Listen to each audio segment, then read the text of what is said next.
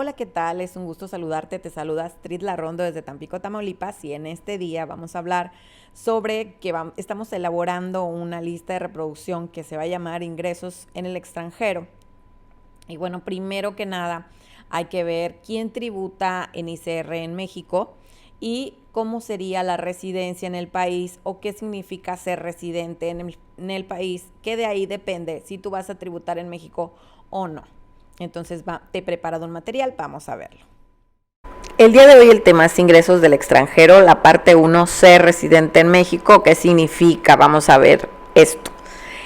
Son sujetos del impuesto sobre la renta en México las personas residentes en México respecto de todos sus ingresos, cualquiera que sea la ubicación de la fuente de riqueza de donde procedan.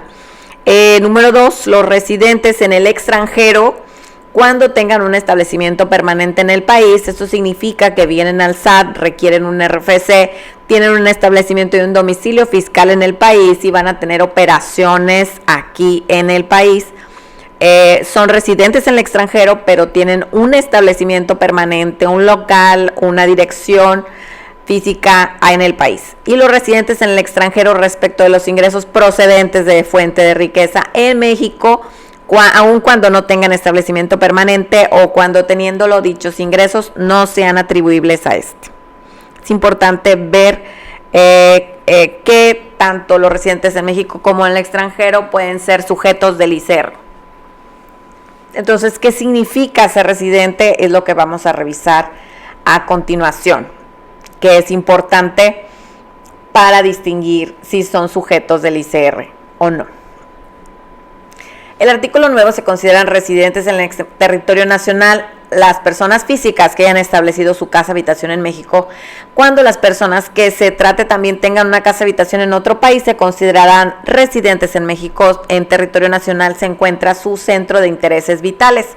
Para estos efectos se considerará que el centro de intereses vitales está en territorio nacional cuando se ubiquen en cualquiera de los siguientes supuestos. Número 1. Cuando más del 50% de sus ingresos que obtenga la persona física en el año calendario tengan una fuente de riqueza en México. Número 2. Cuando en el país tengan el centro principal de sus actividades profesionales. Es así como se da el centro de intereses vitales de una persona. Teniendo su casa habitación, que más del 50% de los ingresos provengan de México o que tengan su principal actividad aquí. Las de nacionalidad mexicana que sean funcionarios del Estado y trabajadores del mismo, aun cuando su centro de intereses vitales se encuentra en el extranjero. Las personas que son, digamos que funcionarios de Estado, trabajadores en embajadas, son residentes en territorio nacional y así se consideran, aun y cuando se encuentran en el extranjero. No se aplicará... No perderán la condición de residentes en México las personas físicas de nacionalidad mexicana que acrediten nueva residencia fiscal en el país donde sus ingresos se encuentren sujetos a un régimen fiscal preferente. Bueno, ahí tendríamos que entrar a la revisión de los términos de cuál sería un régimen fiscal preferente, pero básicamente los funcionarios de Estado que están en embajadas siguen siendo residentes en territorio nacional, pero están en el extranjero, entonces hay que considerarlo. Las personas morales que hayan establecido en México la administración principal del negocio o su sede de dirección efectiva, salvo prueba en contrario, se presume que las personas físicas de nacionalidad mexicana son residentes en territorio nacional. Entonces tendrían que, si no es así, pues realizar un cambio de domicilio fiscal.